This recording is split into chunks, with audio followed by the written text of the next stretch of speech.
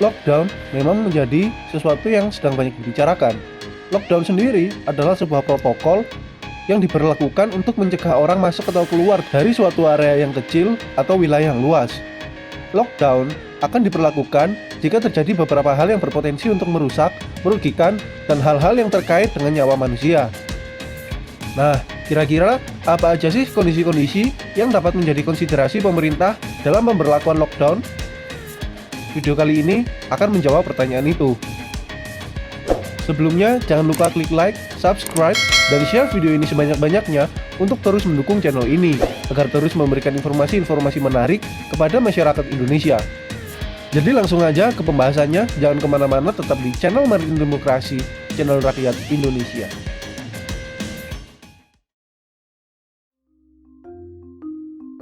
Riot atau kerusuhan dapat men-trigger konsiderasi pemerintah untuk pemberlakuan lockdown.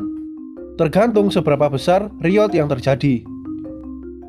Seperti kerusuhan antara supporter klub bola yang sempat terjadi beberapa waktu yang lalu, maka sebenarnya pemerintah dapat menghimbau lokal lockdown untuk meminimalisir kerugian-kerugian material maupun imaterial.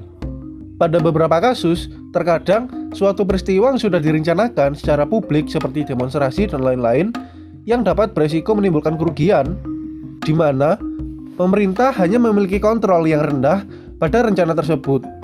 Maka, pemerintah perlu memerintahkan untuk migrasi lokal sementara waktu sebelum demonstrasi berlangsung atau lockdown pada hari di mana demonstrasi berlangsung.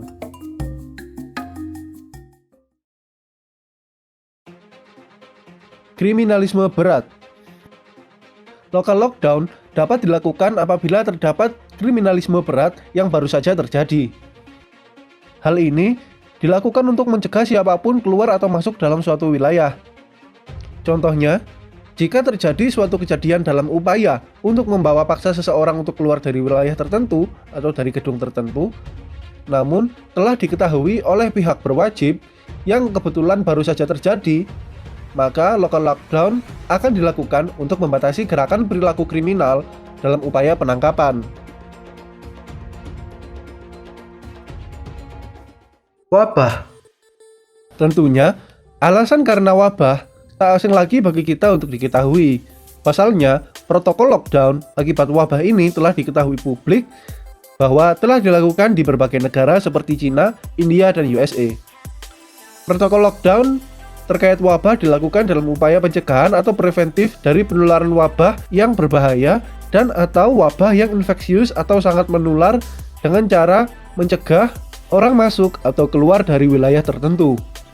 Karena orang yang masuk beresiko membawa penyakit ke dalam suatu wilayah yang dilindungi dan orang yang keluar beresiko membawa penyakit ke wilayah lain yang menyebabkan penularan yang lebih tinggi dan jangkauan yang lebih luas.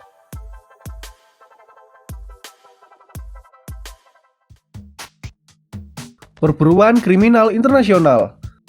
Berbeda dengan kriminalisme berat, perburuan kriminal internasional dapat sangat berisiko tinggi pada penduduk sipil. Terdapat dua jalan keluar apabila hal ini terjadi.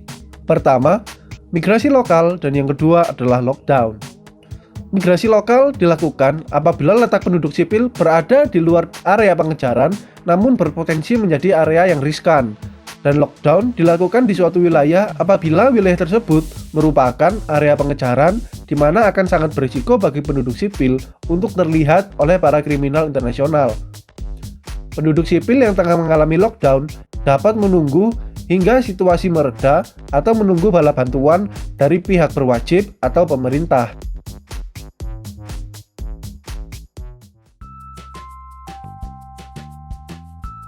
Nah, itu tadi pembahasan 4 alasan diberlakukannya protokol lockdown dalam suatu wilayah di bawah suatu pemerintahan. Keempat list di atas merupakan hasil review dan riset dari admin berdasarkan historical events atau kejadian-kejadian yang memang pernah terjadi. Terima kasih atas perhatiannya, sampai jumpa lagi di video selanjutnya.